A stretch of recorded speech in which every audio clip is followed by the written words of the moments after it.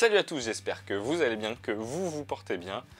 On se retrouve pour un nouvel épisode de Débrief Comics. La semaine dernière, on a parlé de All Star Superman et Semences.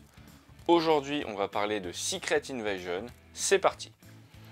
Donc, Secret Invasion, je ne vous parle pas de l'événement Marvel sorti dans la fin des années 2000, mais je vous en parlerai très rapidement pour vous le présenter. Mais je vais vous parler de ces 200% sortis en 2019 et en 2022.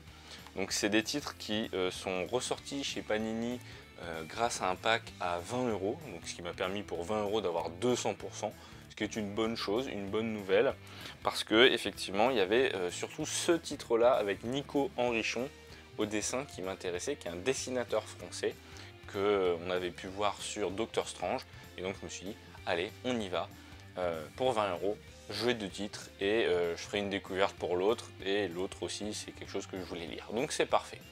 Donc avant d'en dire plus, ce sont des titres qui sont pour le premier qui était sorti à l'époque sur les Big News de Panini, à l'époque où il y avait la série Secret Invasion sur Disney+, qui est mauvaise, ne la regardez pas, c'est vraiment pas terrible.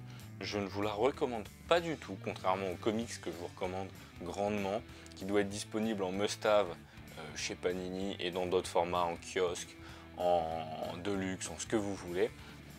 Et Secret Invasion, de quoi ça parle? Ça se passe peu de temps après Civil War, et c'est l'occasion pour Marvel à l'époque de pouvoir réagir à froid aux événements du 11 septembre, parce que après le 11 septembre 2001, les États-Unis sont en doute du fait d'avoir des étrangers sur le sol américain qui pourraient en vouloir aux Américains, mais qui sont passés pour des Américains. Je ne sais pas si vous avez compris, mais c'est un peu ce qu'ils vont pouvoir faire avec les Skrulls. Ça tombe bien, ils ont des extraterrestres métamorphes qui peuvent prendre votre apparence et également prendre des places importantes dans le gouvernement ou à différentes échelles.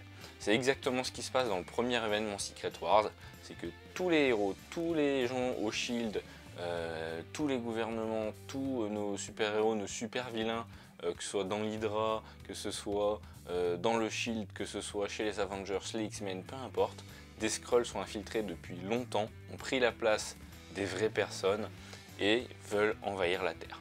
Globalement, ça commence comme ça et ça finit après pour aller sur l'événement des Dark Avengers avec Norman Osborn qui intervient un peu comme un héros, même si c'est pas tout à fait lui qui a fait tout le travail. Et d'ailleurs, on a un très bon récit sur Deadpool à ce moment-là où il affronte aussi les Skrulls.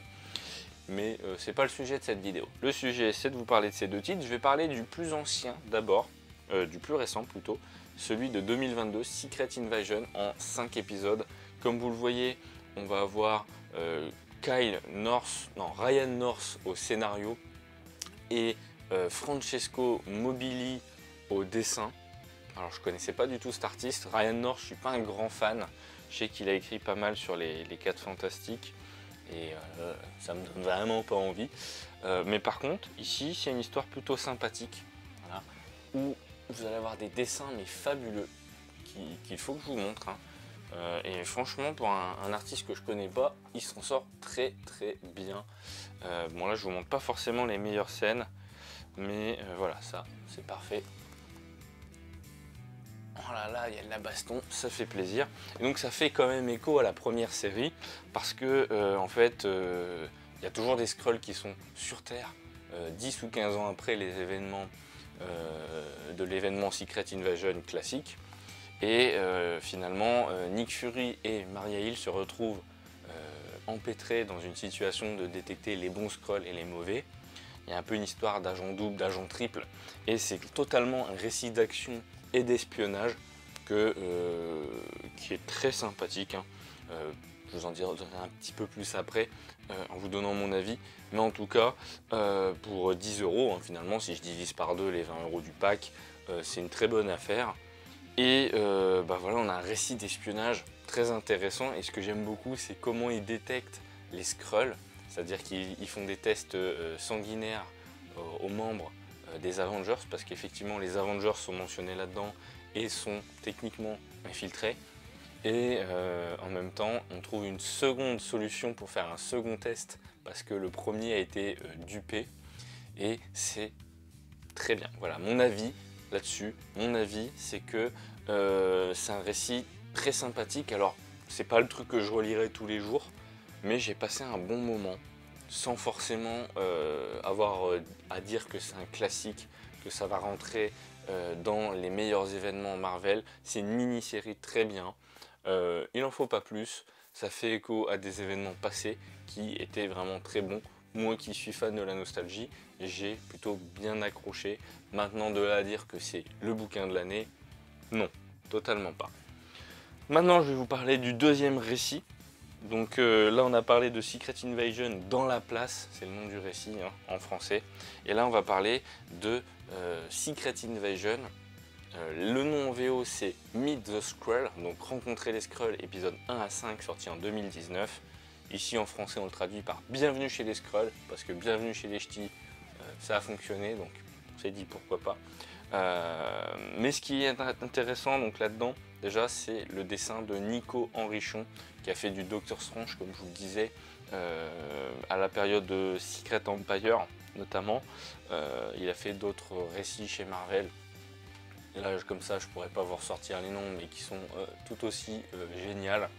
Et c'est un français, donc ça fait plaisir. Les dessins sont vraiment intéressants. Voilà, j'ai essayé de vous montrer.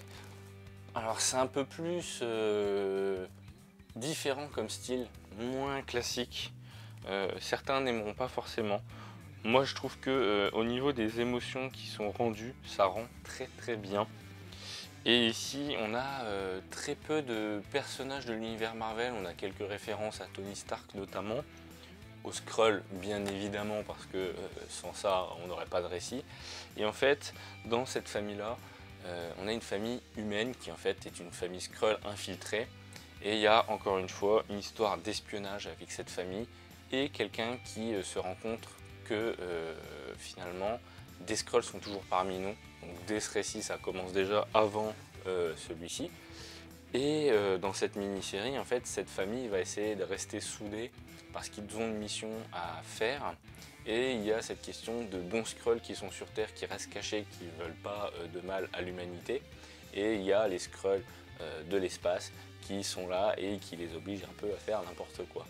Et on a un récit vraiment très intéressant entre la relation Skrull humaine, parce qu'il y a des personnages qui sont dans leur rôle et qui s'allient à des humains, qui s'associent à des humains et qui ont des interactions avec des humains surtout, et qui du coup mènent à un drame.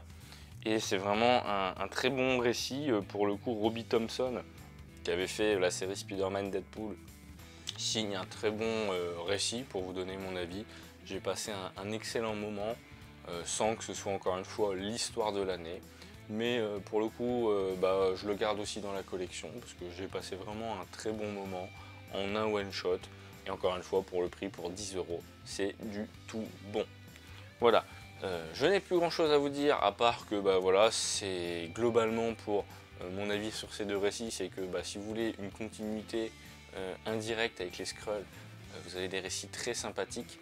Il y avait eu quelques récits comme ça pendant War of the Realm, avec notamment Thor et ses copains qui viennent sur Terre, donc les Asgardiens, à la fin du run de Jason Aaron. Et en fait, ils vont tomber aussi sur des colonies Skrull qui sont restées sur Terre mais qui ne veulent pas de mal. Donc, c'est la petite info en plus. Bonus, c'était dans les kiosques Marvel Avengers, je crois. Et bon, c'était pas aussi bien. Mais en tout cas, voilà, on a des récits très intéressants qui, pour pas trop cher, si vous voulez dire autre chose que des choses classiques, font le travail sans forcément aller plus loin. Vous le lisez une fois ou deux, mais ça n'ira pas plus loin et c'est très bien. Sur ce, j'ai fini d'épiloguer. La semaine prochaine, on parlera de Jack Kirby avec Tom Scioli. On parlera de Stan Lee avec Peter David, Stan Lee et Colin Doran. Et on parlera encore une fois de Stan Lee et Tom Scioli. Et oui, ce sera une chronique, un épisode de Débrief Comics avec 3 comics. Allez, je vous dis à la prochaine. Prenez soin de vous, lisez du bon comics. Et on se retrouve dans une semaine pour le prochain Débrief Comics. Ciao!